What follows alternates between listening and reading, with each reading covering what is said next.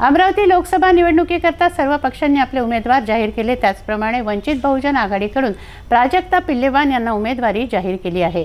उमेदवारी जाहीर केल्यानंतर वंचित बहुजन आघाडीने 28 मार्चला पत्रकार परिषद घेतली। या पत्रकार परिषदेला वंचित बहुजन आघाडीचे युवा प्रदेशाध्यक्ष निलेश विश्वकर्मा व वंचित बहुजन आघाडीचे लोकसभेच्या उमेदवार प्राजक्ता पिल्लेवान उपस्थित होत्या। आपलं सर्वांचं स्वागत। खऱ्या अर्थानं निवडणूक लढणे हाच राजधर्म।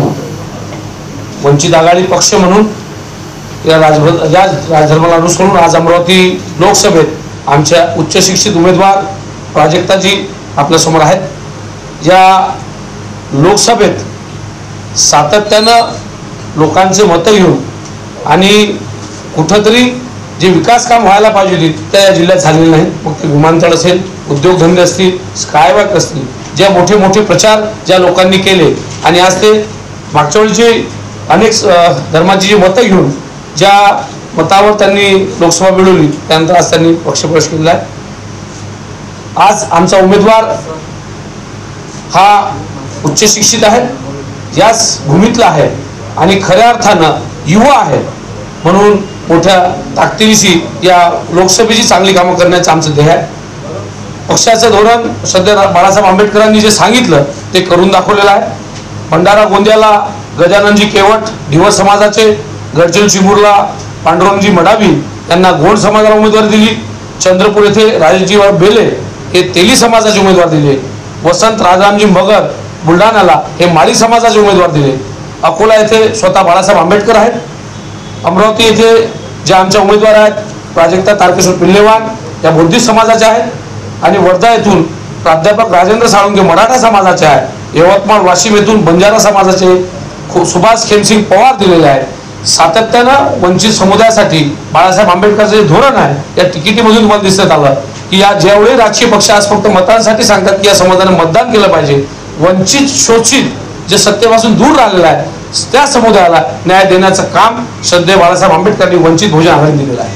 अमरावती जिल्ह्याच्या 3 दिवसांनी झालेल्या मेळाव्यात सर्व जिल्ह्यांनी ठरवलं आणि तो ठराव करून राज्याकडे पाठवला आणि राज्याकडून ज्या समितीने नियुक्ती केली आहे त्या अनुषंगानं आपला उमेदवार आपल्या पुढे आहे। या पुढच्या काळात सातत्याने मीडिया आमच्यासोबत राहिलेली आहे। या लोकसभेत आपण ताकदीशी आमच्यासोबत राहावं आणि एक नवीन पर्याय लोकांना आपण वंचितच्या मध्ये देतोय एवढंच बोलतो। आपले प्रश्न पत्रकारांनी प्राजक्ता पिल्लेवान यांना निवडणुकी संदर्भात किंवा लोकसभेसंदर्भात प्रश्न विचारले। पिल्लेवान यांनी यावर बोलणं टाळलं। मी 4 तारखेनंतर बोलणार असं प्राजक्ता पिल्लेवान यांनी म्हटलं। पत्रकारांच्या कोणत्याही प्रश्नांची उत्तरं त्यांनी दिली नाही।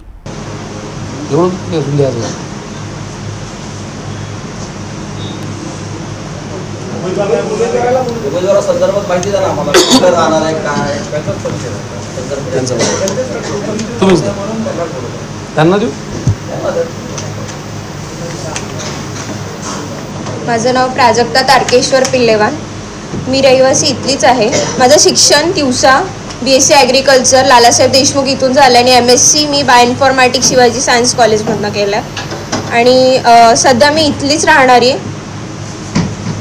अजून काही बोलायचं? सामाजिक कार्यात माझे आजोबा नागपूर जिल्हा परिषदमध्ये शिक्षण बांधकाम सभापती असल्यामुळे माझ्या रक्तात त्या गोष्टी असल्यामुळे बॅकग्राऊंडमध्ये माझ्या त्या सगळ्या गोष्टी आहेत आणि त्यांनाच एक मार्गदर्शन त्यांच्याकडनंच घेऊन मी पुढे इथे काम करायचं ठरवलेलं आहे। त्यासाठी माझे प्रयत्न सुरूच आहेत।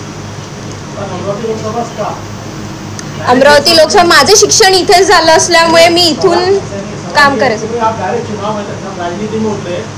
लोकसभा के लिए क्यों उतरे? बाकी लोकसभा की उम्मीदवारी क्यों लिया आपने?